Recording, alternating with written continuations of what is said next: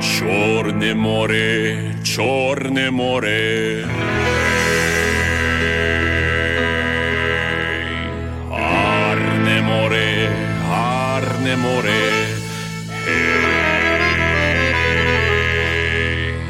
Чорне море, гарне море, а все одно Чорна гора, мене моя Чорна гора. Гей, гей, ніхто не зна, ніхто не зна.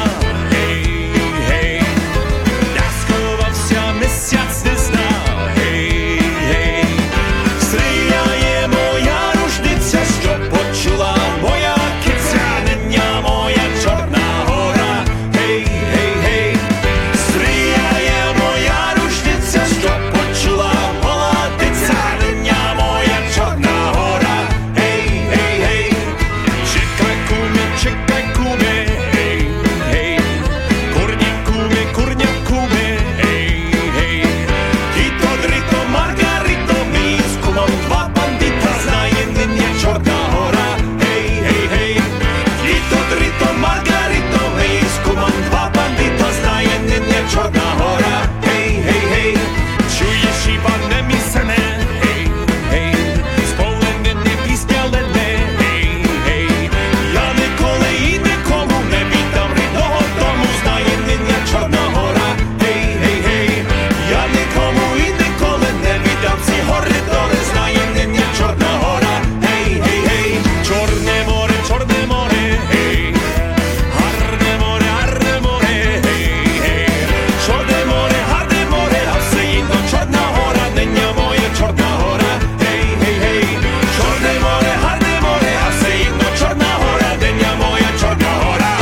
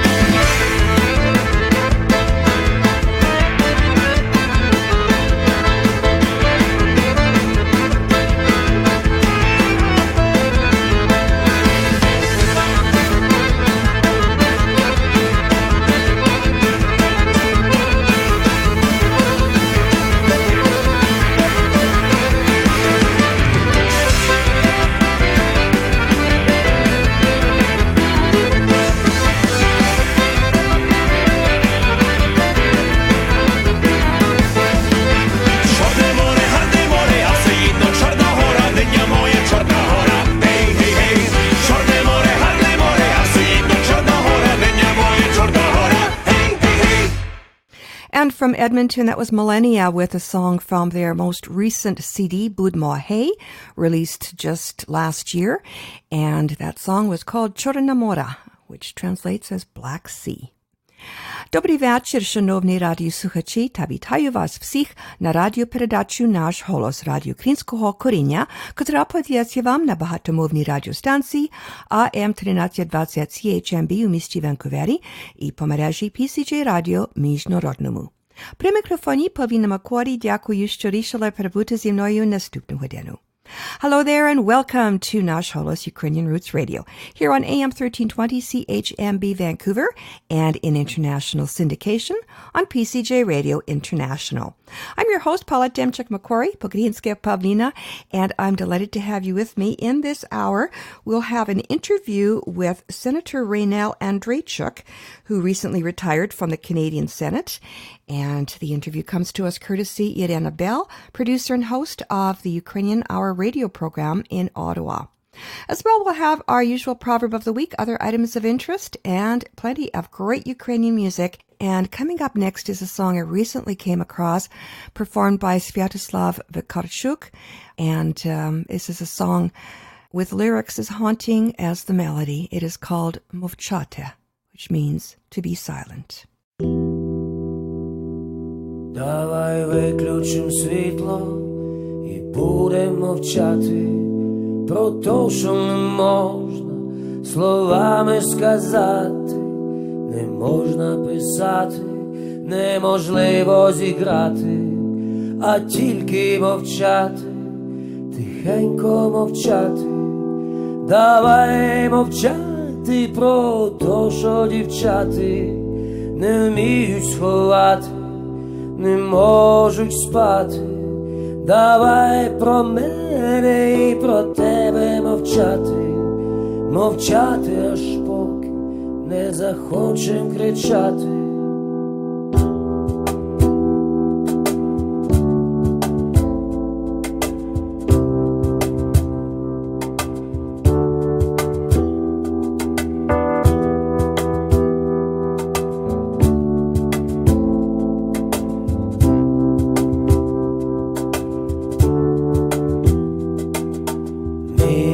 Спав і темно в кімнаті, як добре, що ти навчилась мовчати про то, що ніколи не змогла би збрехати, про то, що ніколи мені не спитатись. Ми будем з тобою у ліжку лежати, лежати, як сніг, водою стікати. Ми будемо жадно свої сльози ковтати, а з ними слова, яких не сказати.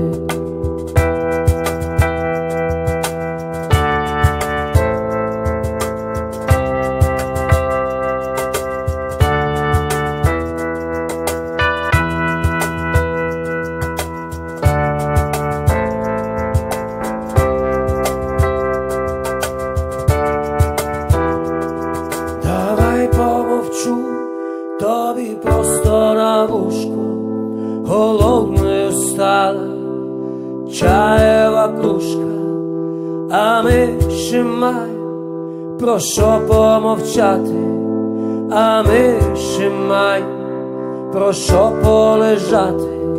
Як світло проб'ється через наші штори, ми знову з тобою, як всі заговоримо.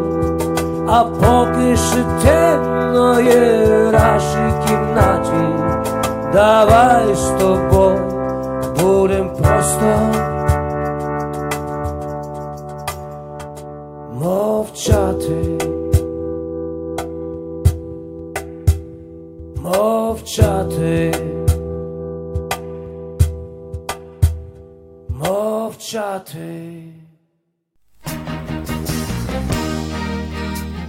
Thanks to the foresight and generosity of its donors, the Shevchenko Foundation has been investing in the future of the Ukrainian-Canadian community for over 50 years. Since 1963, the Shevchenko Foundation has been funding initiatives that strengthen our Ukrainian-Canadian identity and enhance our Ukrainian-Canadian cultural heritage. These include fine and performing arts and arts groups, museums, cultural centers, education, as well as authors, journalists, and the Ukrainian-Canadian media, including this program. The foundation strives to become the premier not-for-profit foundation in Canada, which acknowledges the Ukrainian-Canadian community as a fundamental component of Canadian society.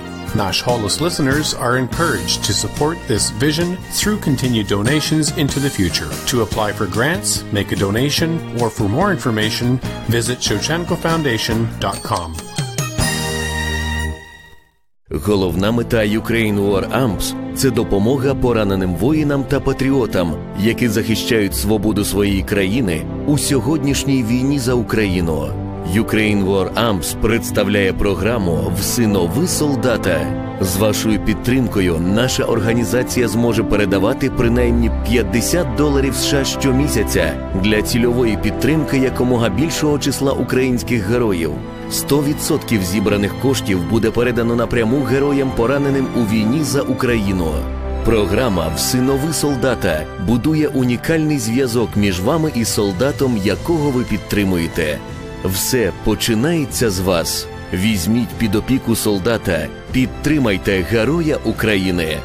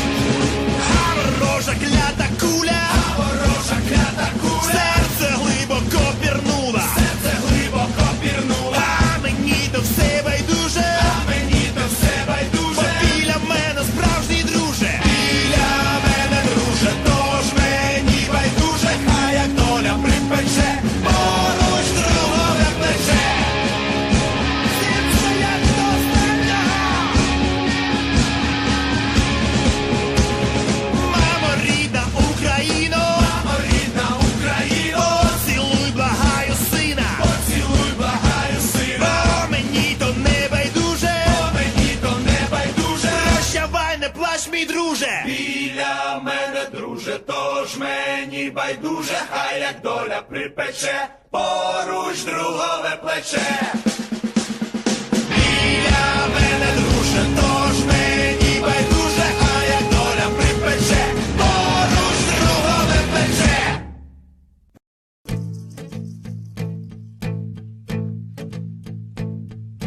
Протекла, мов кров з ножа, по степу тонка межа, ліворуч битва, а справа бій, чигає смерть у далі голубі. Ми йдемо, одна сім'я, 100 бійців, і з ними я. І день за днем, за разом раз, на 100 бійців один наказ.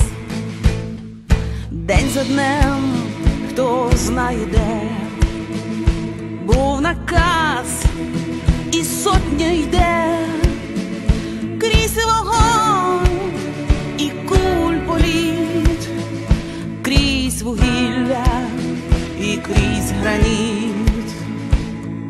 Ми йдемо, одна сім'я, 100 бійців, і з ними я. І день за днем, за разом раз, на 100 бійців один наказ. З рубежу і на рубіж, з роздоріж до роздоріж, і так далеко твій рідний дім, кохана жде тебе у нім. Навмання нас доля б'є, вчора був, сьогодні є, а завтра хто зна, що буде там. За батьківщину життя віддам. Завтра я, а потім ти, хто зна як, та треба йти до бою зброю, смерті ворогам. Нема спочинку моїм ногам. Ми йдемо, одна сім'я, 100 бійців, і з ними я. І день за днем, за разом раз, на 100 бійців один наказ. Люба, чуєш, ти не ридай, він не вмре за рідний край. Хай гине ворог за наш Донбас, дорога дальня чекає нас. Ми йдемо, одна сім'я, 100 бійців, і з ними я. І день за днем, за разом раз, на 100 бійців один наказ.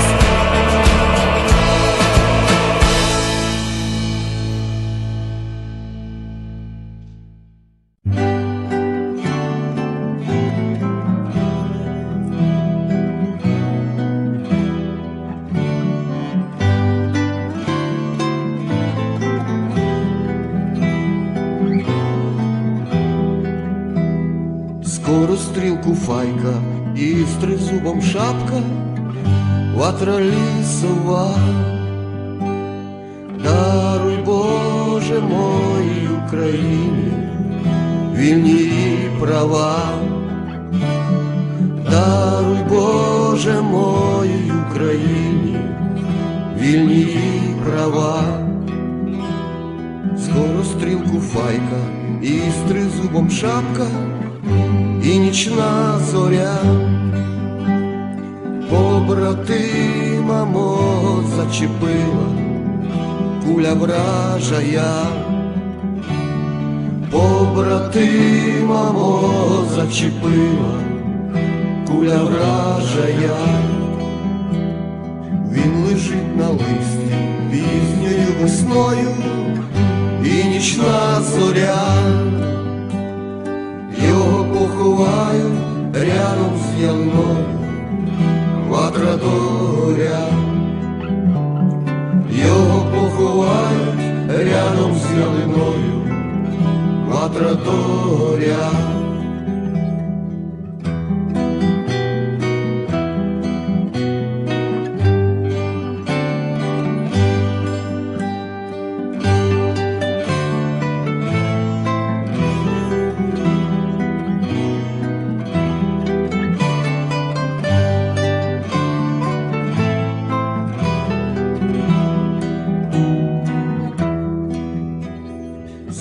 Всім узяти, у шеренгу стати, скаже чортовий,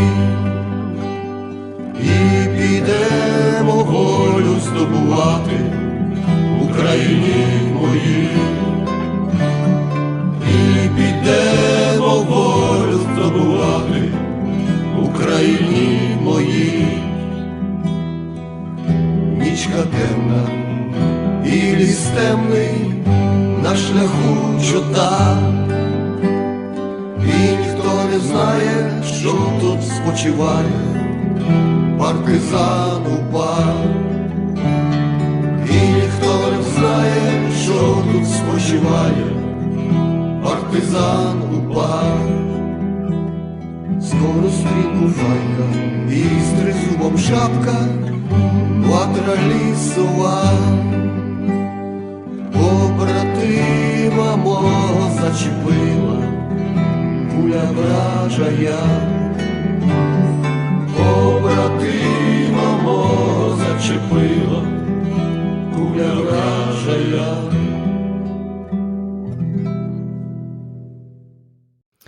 And a set of contemporary songs, mostly, all in contemporary arrangements certainly, pertaining to the ongoing war in Ukraine, a war of unprovoked aggression by Russia, now approaching the 6-year mark. On this past Thursday, January 16th, Ukrainians solemnly recalled the 50th anniversary of the Battle of Donetsk Airport. It eventually fell to the Russian army's attacks with military-grade weapons, but for 242 days, an under-equipped Ukrainian army, aided by courageous volunteers, held them off. And for their bravery, fortitude, and acuity, they earned the label cyborgs. In 2015, with the help of Ukraine War Amps, I had the privilege to visit one of them, a triple amputee, who, with the help of Ukraine War Amps, is now leading a productive life. You can see that video on the Nash Holos YouTube channel. The song you just heard was Skorostyriel Kufaika, a song about life at the front. And before it, Stobiutsiu, 100 Fighters, and that is in memory of the Heavenly Hundreds. We started out the set with Poperedu Donetsk, on to Donetsk. The airport is ours, the Cyborgs' anthem while defending that airport, a beautiful new billion-dollar structure, now a pile of rubble thanks to the Kremlin. That song reminded me of an interview with international war correspondent Sergei Loiko from 2016. Sergei spent 4 days with volunteers during the battle for the Donetsk airport. He wrote about his experiences in a book called Aeroport in Russian and Ukrainian, sadly not in English. He came to Canada in 2016 with a presentation, that one in English I think, about his experiences based on his book, and that took place in Toronto, and I had the privilege of speaking with him by phone the next day. If you'd like to hear that interview again, there's a link on the Nash Holos website. On Thursday, on his Facebook page, Sergei posted a collage of photos from his time with the soldiers and volunteers at the Donetsk airport. I shared that post on our Facebook page.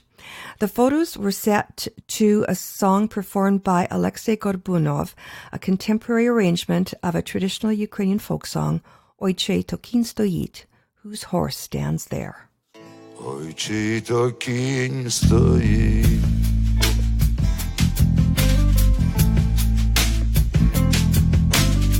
що красива гривонька,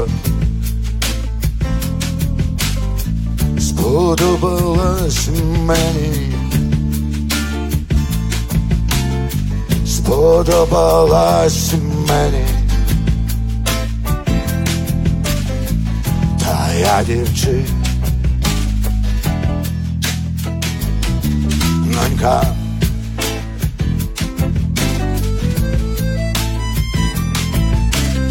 Сподобалась мені,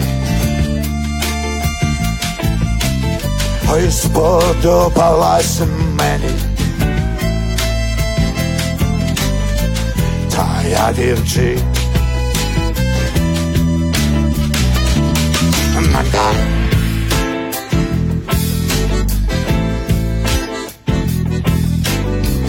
Не так та дівчина,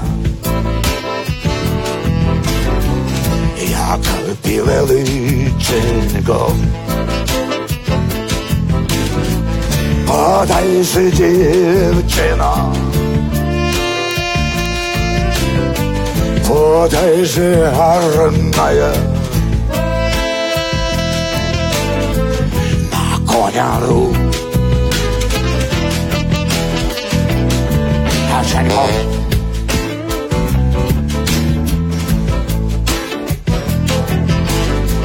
подай же, дівчино, ай, подай же гарная, на коня руку. Дівчинко,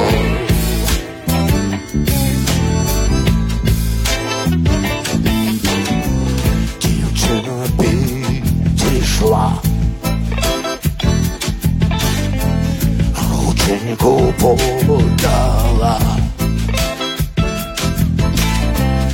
Ой, краще би я була, ой, краще би я була, кохання не знала.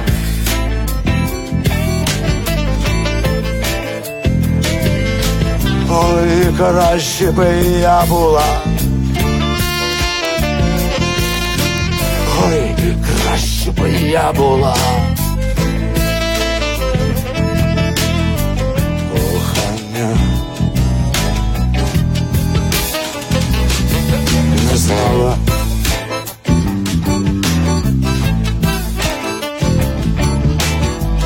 Кохання, кохання, з вечора до рання, як сонечко зійде, як сонечко зійде, кохання відійде.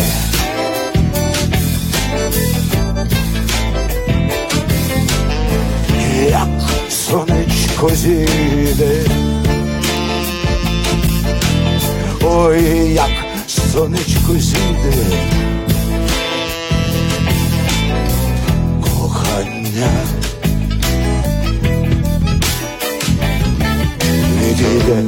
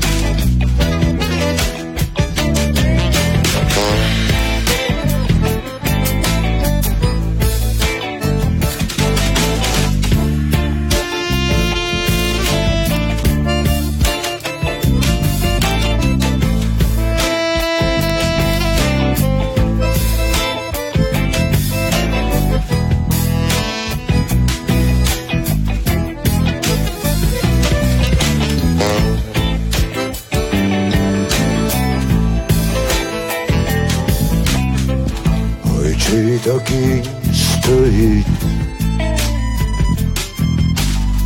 що сива григонька сподобалась мені. Ой, сподобалась мені. Та я дівчинонька,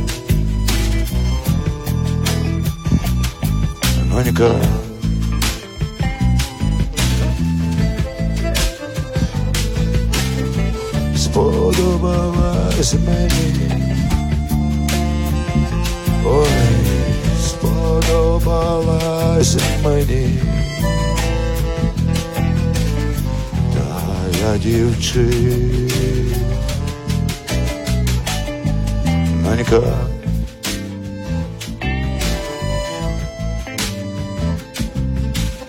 Сподобалась мені. Сподобалась мені. Та я дівчинонька.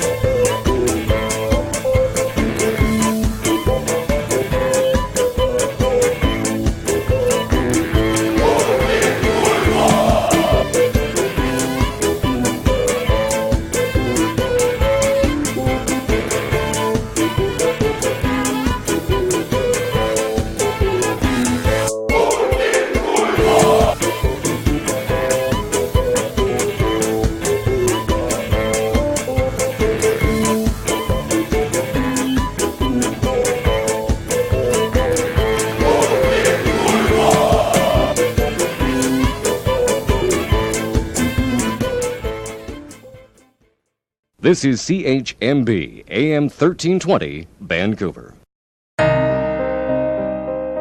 Every day, more Ukrainian soldiers are killed or wounded by Russian invaders. You can help wounded heroes by joining the Adopt a Soldier program of registered charity Ukraine War Amps. A small monthly donation goes very far for medical services and living expenses and creates a special bond between you and a wounded hero. 100% of your contribution goes to the soldier. Please, adopt a soldier today. Visit ukrainewaramps.ca or find us on Facebook.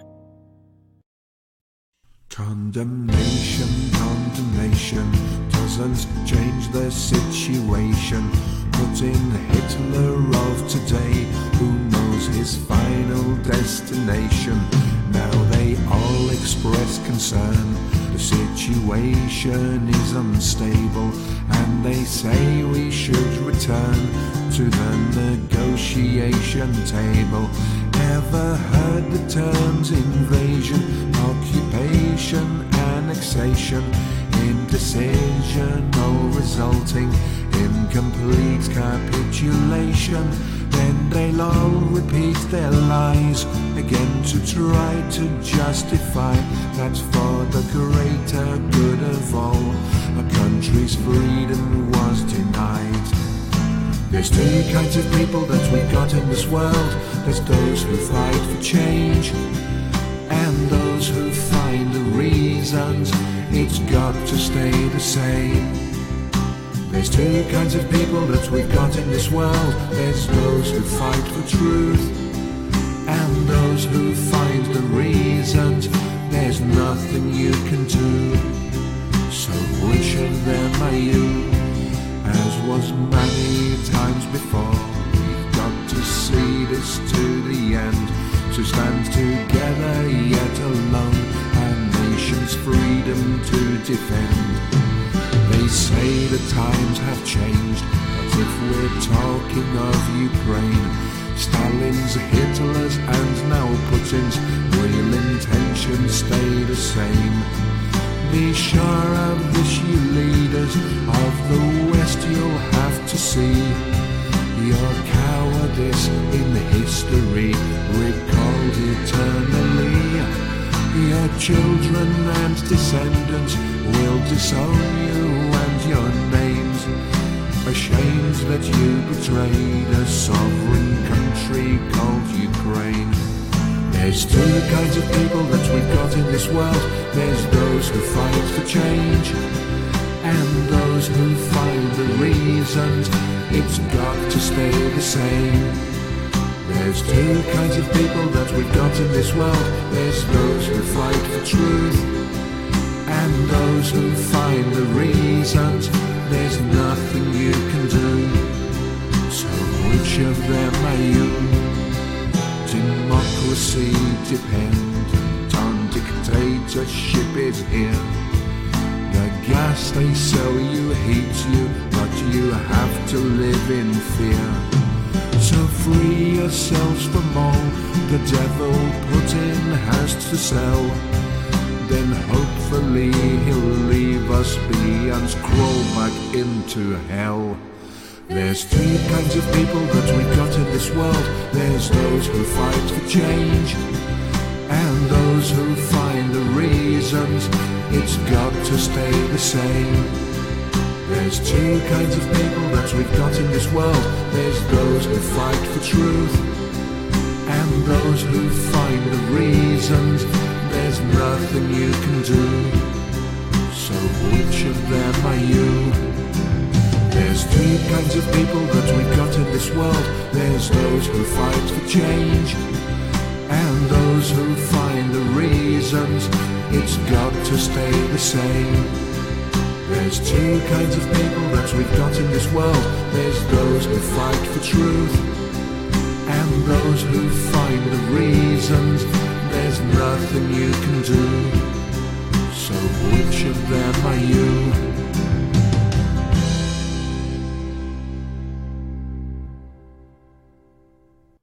And an original composition by British-Ukrainian Stepan Pasichnik, also known as Ludwig, and he was backed up by his beautiful young daughters, and that song was called There's Two Kinds of People. Up next is an interview with recently retired Canadian Senator Raynel Andreychuk, and it was conducted by Irena Bell, the producer and host of the Ukrainian Hour radio program in Ottawa.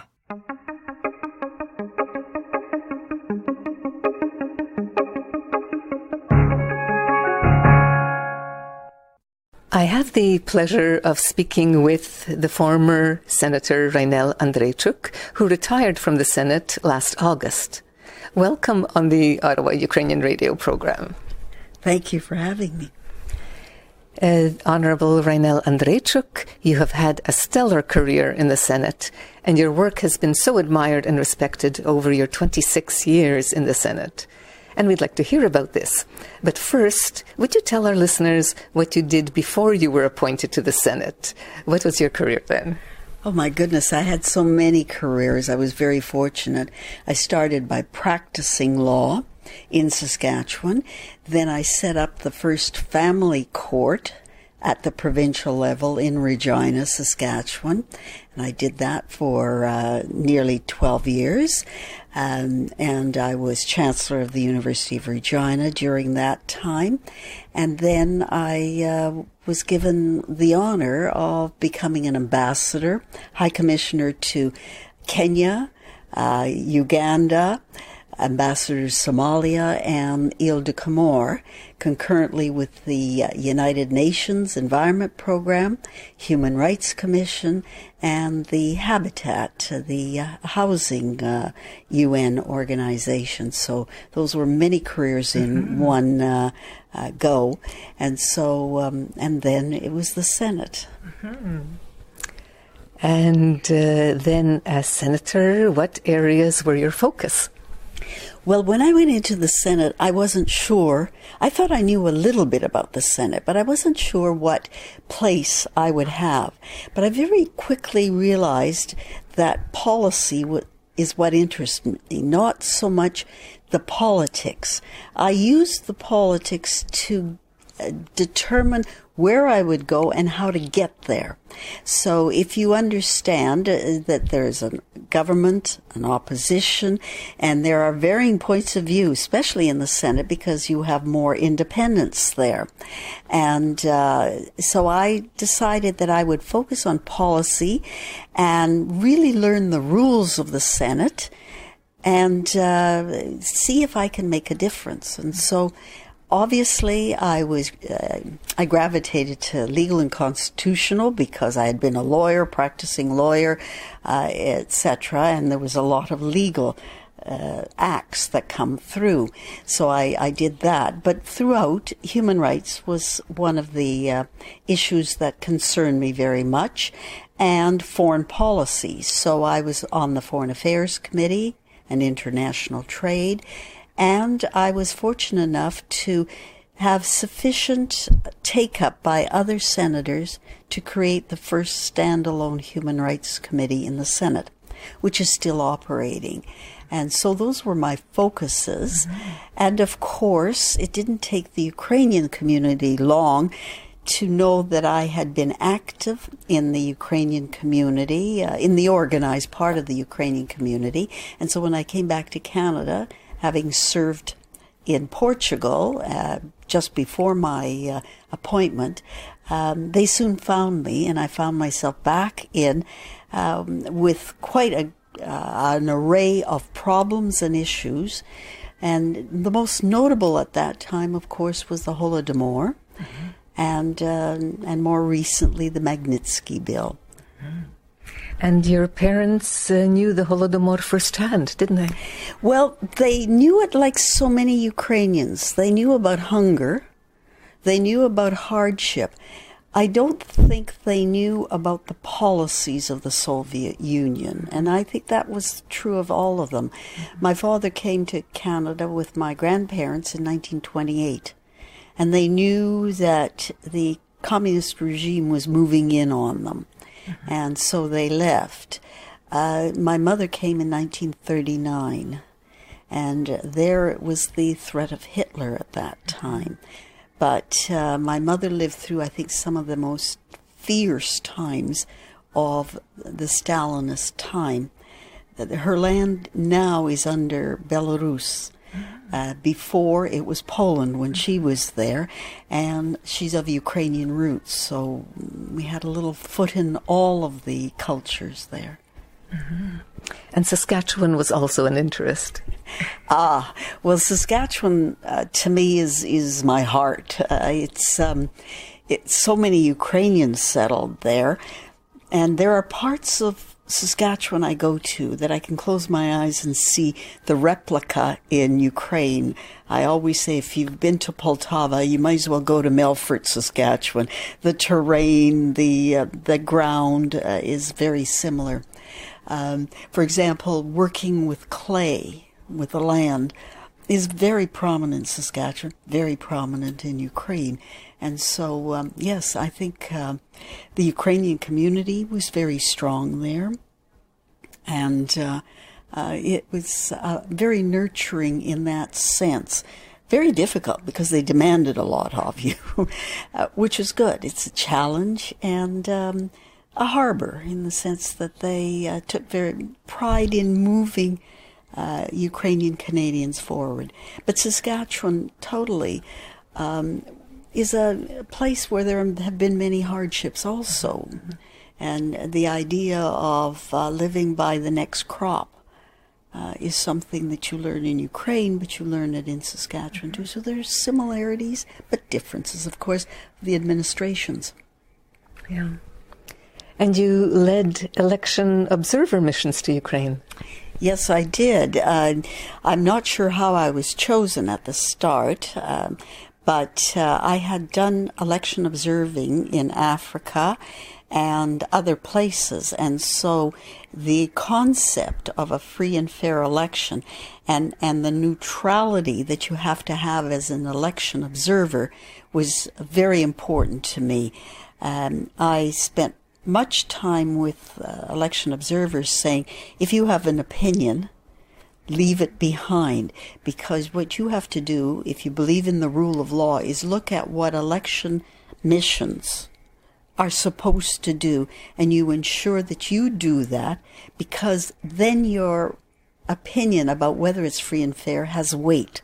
If you actually follow the UN rules, the OECD rules, the OSCE rules, then you, I think, do a service to the people of the country that you are observing. And of course you understand that it is not your country and that the people's will should come through. And I was very fortunate because I met so many Canadians who observed through the missions that I chaired, who were very committed to democracy, rule of law, and ensuring that the will of the people came through in the election. So I was very proud of leading the missions and the people who served on those missions. And they do pop up now everywhere, and they say, you probably don't remember me, but I was on such and such a mission. And so it's, I hope it helped Ukraine in its march forward. For sure, yeah. And you had mentioned very quickly, you sponsored several bills in the Senate, those of importance to the Ukrainian Canadian community, the Holodomor on this genocide and the Magnitsky. Yeah. Yes. Interestingly, Holodomor was just being discussed, I think, in academic circles and not so much in political circles, although it was just starting. So to the credit of the Ukrainian community, many approached me, both academics, UCC, and others, about Holodomor. And I, as I said at the start of the interview, I looked at, that's a policy issue. Do we want to support a concept of Holodomor as a genocide? Because I was involved in foreign policy, I want to be sure that whatever I did passed the foreign policy test as well as my human rights concept of Holodomor. And I was able to do that, and the way I thought that it would be the best in education and policy would be, first of all, to get people to understand what it was, and therefore we passed a motion. Now, I worked on that very, very hard, and we got a unanimous approval. Now, there's a lot to that story, how we got to that point. Maybe that's a book that needs to be written. But we did that. Then I looked, and I thought the elected officials in the House should actually start the bill. There was some take-up, but not sufficient. It took some time before a bill was introduced in the House. And, of course, I sponsored it then in the Senate.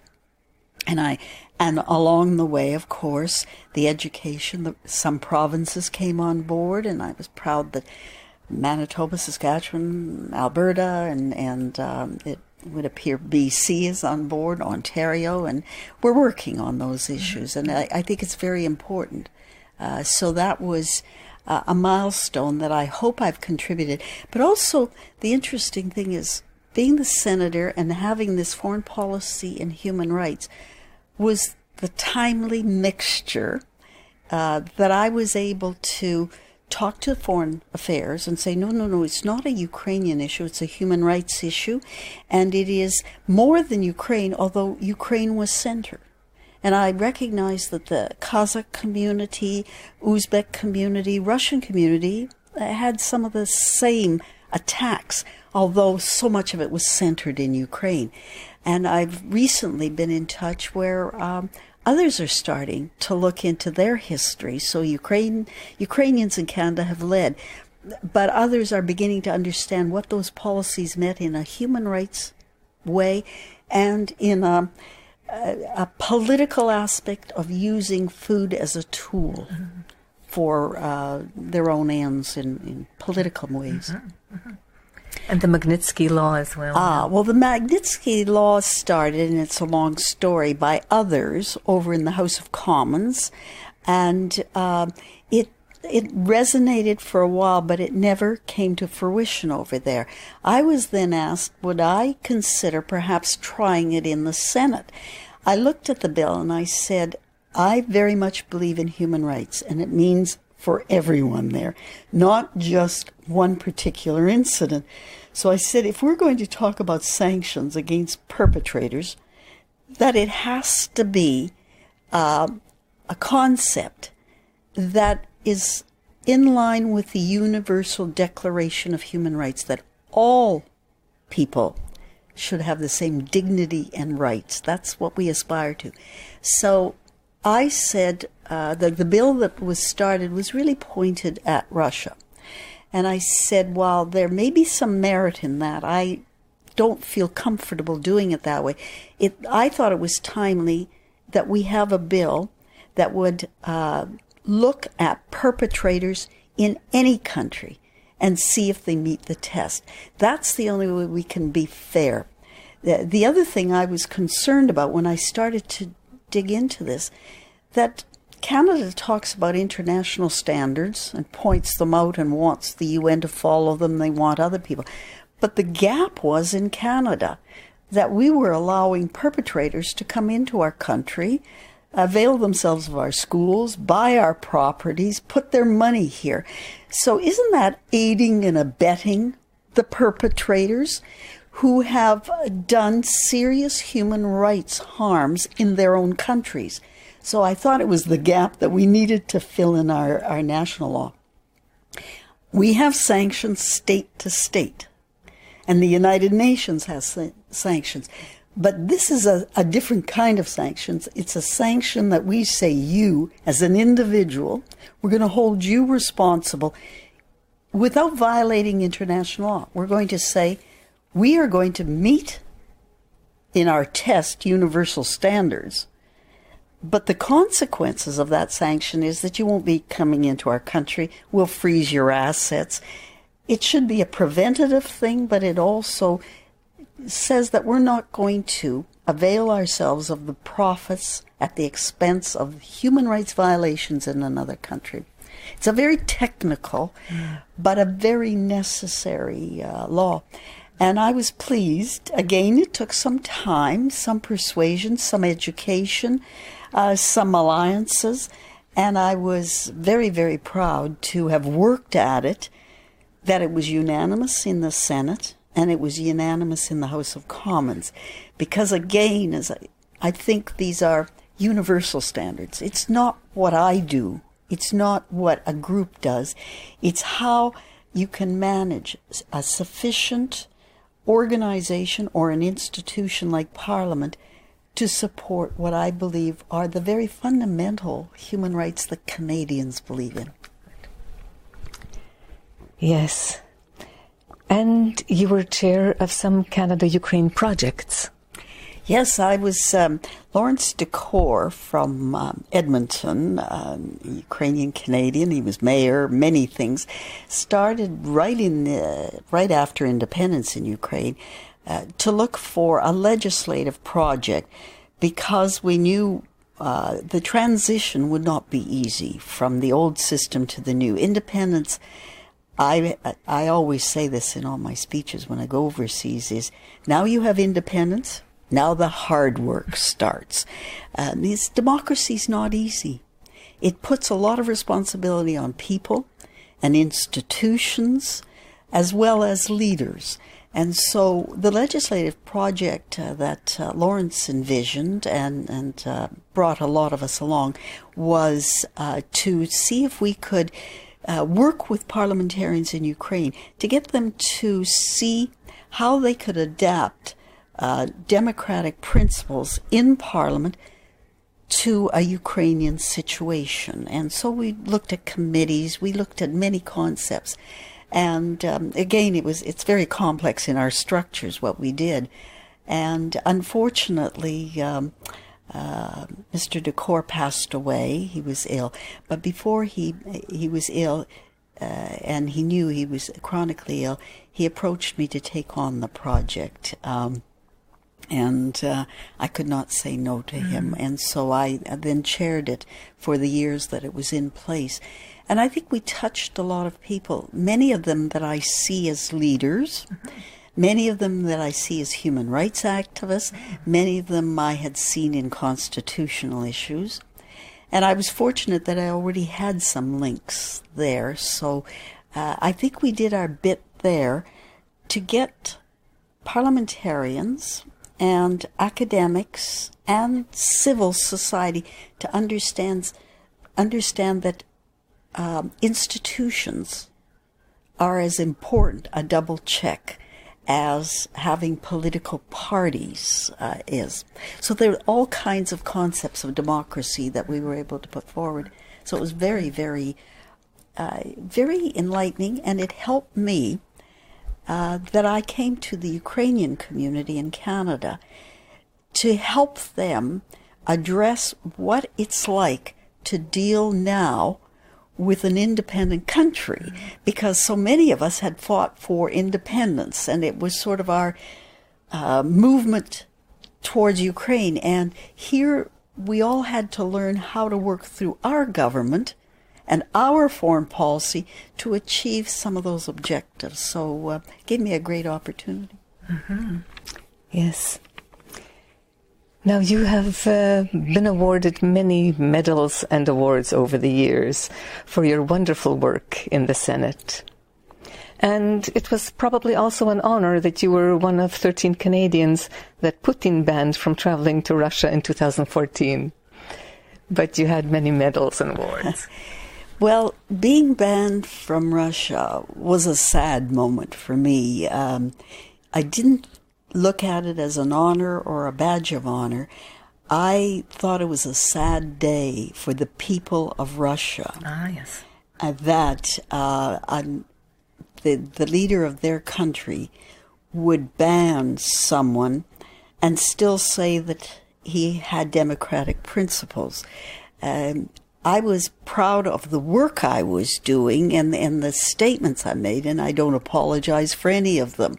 And to me, it was a sad day that we had come to the impasse that they felt that anything I had done was threatening. And it's the administration. So I take pride in supporting the principles that I think Canadians believe in, that the UN Declaration believes in, but unfortunately did not resonate with the leaders in Russia. So but I continue to maintain that we have to continue to be vigilant and address any violations and speak up for what we believe is right. And what were some of the awards that...